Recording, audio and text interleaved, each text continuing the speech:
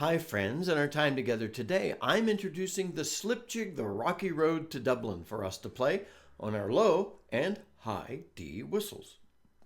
Now this tune goes by other names, but it seems to me that the rocky road to Dublin is probably the most popular.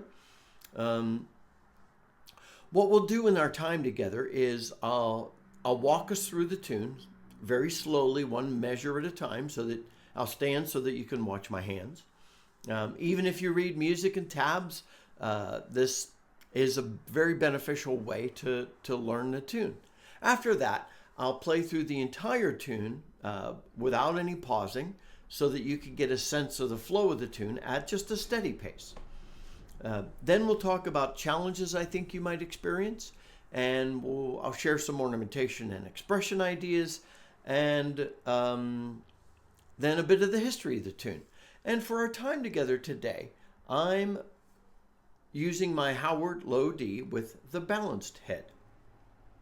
I'm also providing a link at the top of the notes to this video to the page on my website from which you could download the music and tabs for this fun tune.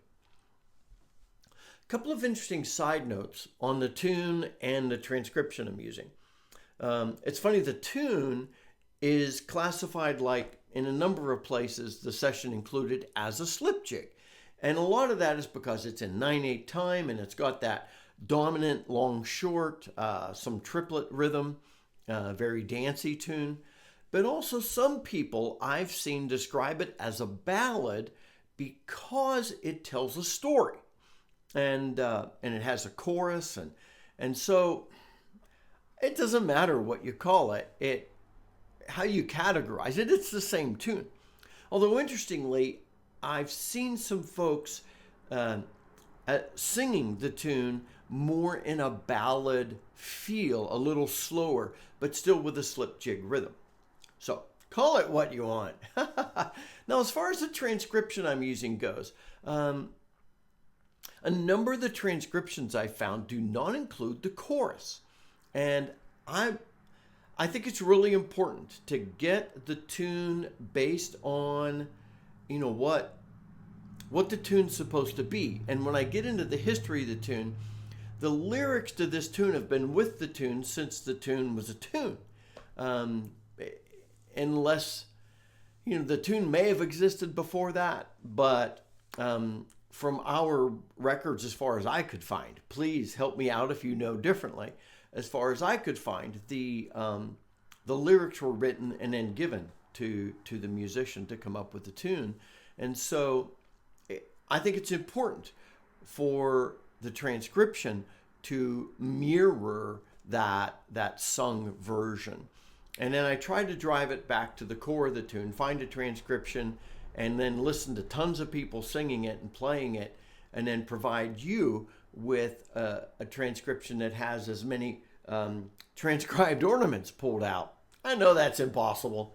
And if you know this, which many of you do, you probably know a slight variation on the theme. That's okay, it doesn't matter. Anyway, let me walk through the A part repeats, the B part repeats, and then there is the chorus. So I'll walk us slowly, standing, accentuating the movement of my fingers so that you can learn the A part. And even if you read music, this is still helpful to do. Here's the A part.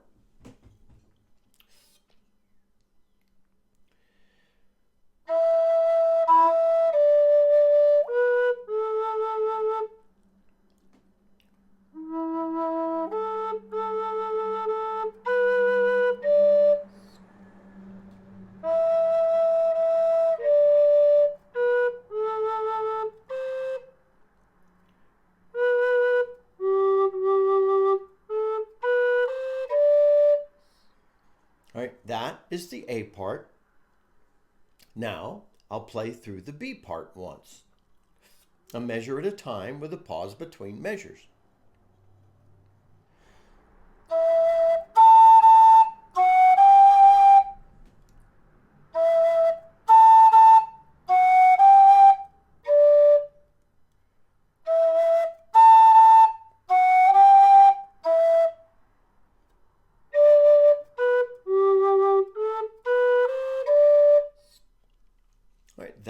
is the B part. Now I'll play through the chorus, which is going to be very similar to the A part.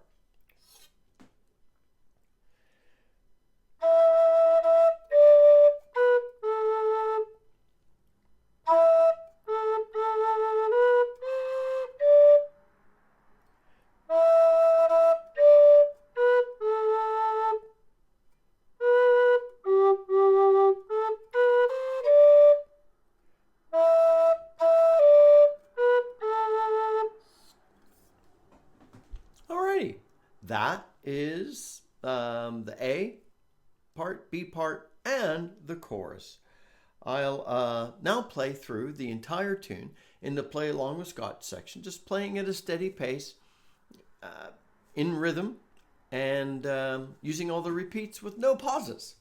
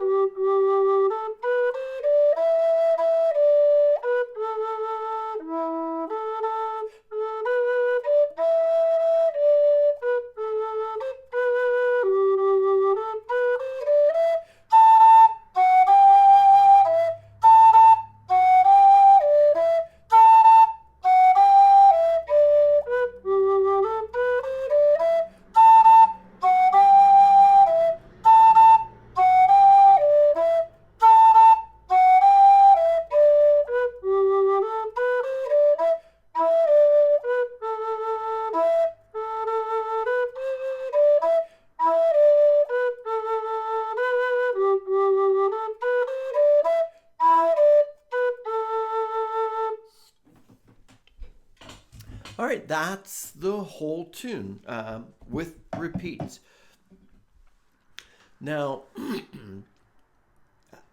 I'll talk about just a couple of differences that you may be thinking about in the version you're familiar with in the Ornamentation and Expression section. Let's first think about any challenges you might experience. That long, short rhythm sometimes takes a little work.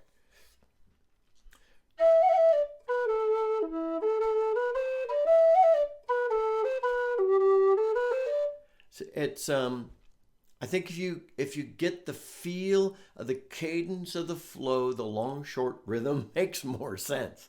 And that's why I wanted to play that through a bit. Now you are going to have to play in the B part.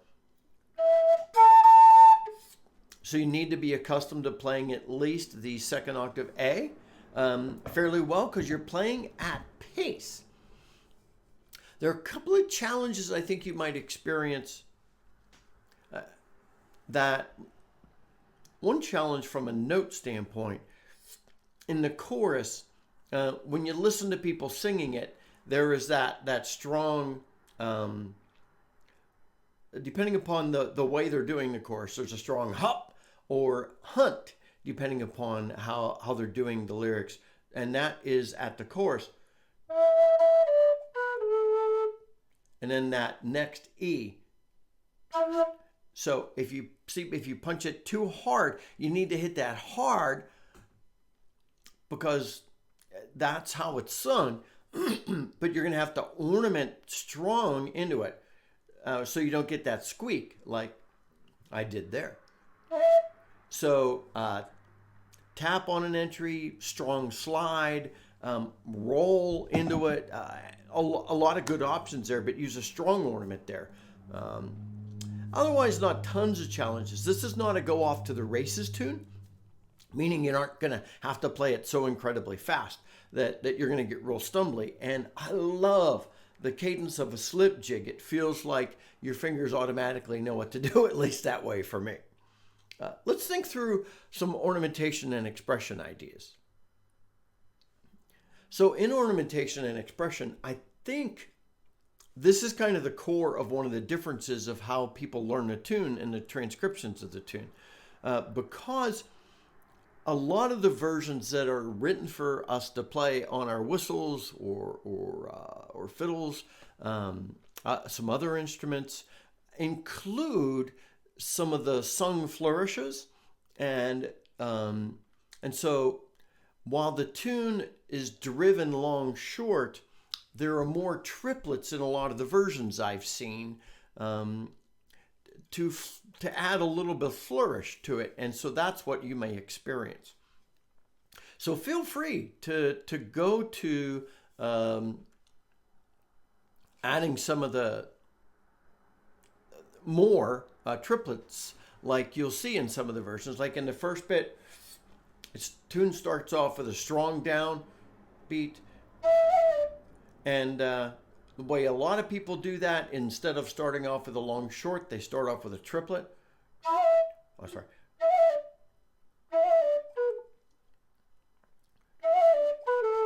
So that's an option. And then the B part, a number of transcriptions have a kind of a run in the second time through the B part.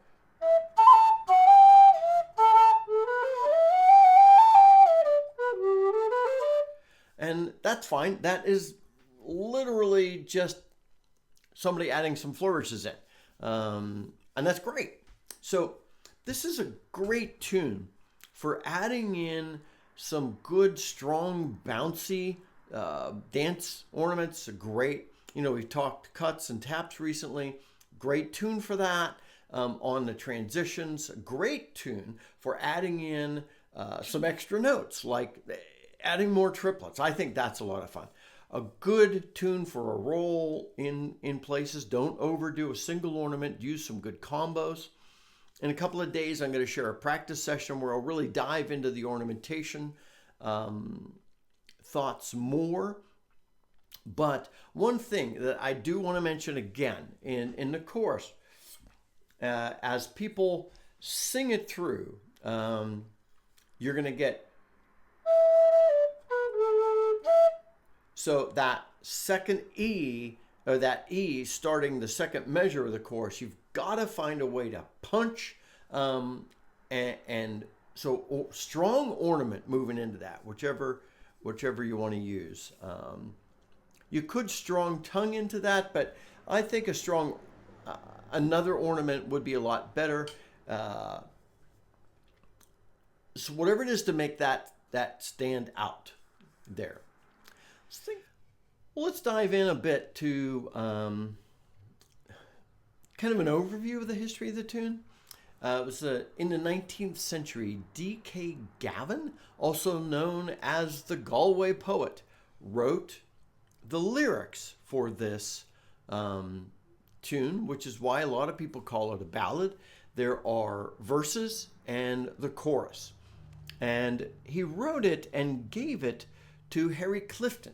And Clifton had to come up with the music for it. And Clifton was a musical performer, musician. And I've heard arguments on both sides that Clifton massaged an existing tune or wrote something.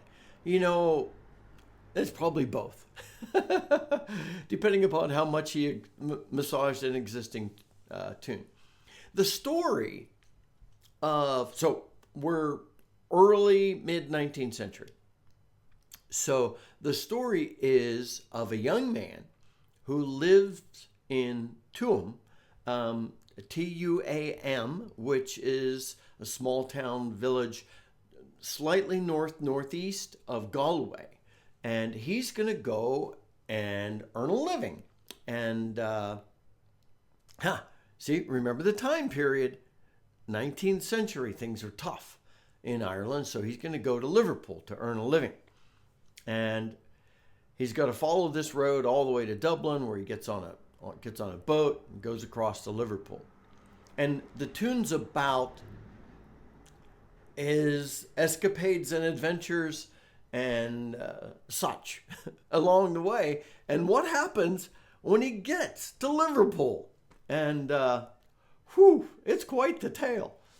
And so I'd encourage you, I won't spoil more, but I know we're all familiar with this tune, but listen to the lyrics, listen to some groups singing them, and with the lyrics in front of you.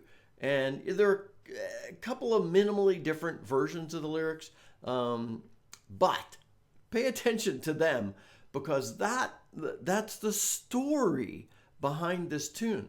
And it's just fascinating and wild. So, my dear friends, I hope you enjoy diving in and learning the Rocky Road to Dublin. I love the tune. I've been meaning to share it for a good while.